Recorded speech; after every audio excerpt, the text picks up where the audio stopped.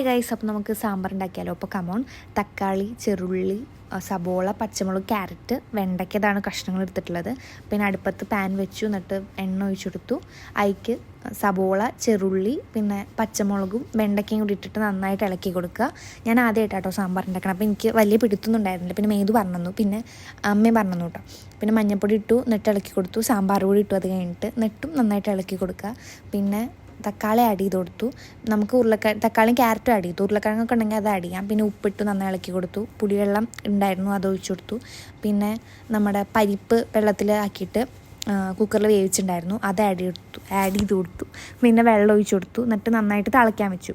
അത് കഴിഞ്ഞിട്ട് നമ്മുടെ കരണ്ടി വെച്ചിട്ട് അതിൽ ചെറുള്ളി ചെറുതാക്കി നുറുക്കിയിട്ടിട്ട് പച്ചമുളകും കരിവേപ്പിൻ്റെ ഇലയും കടുകും ഒക്കെ ഇട്ടിട്ട് നന്നായിട്ട് ഇളക്കി നമ്മൾ വറുത്തിടാൻ വേണ്ടിയിട്ട് അത് സെറ്റാക്കി എടുത്തു. എനിക്കൊന്നും ഓർമ്മ ഇട്ടില്ല ഗൈസ്, ഞാൻ മുന്നെടുത്ത വീഡിയോ ആയതുകൊണ്ടേ.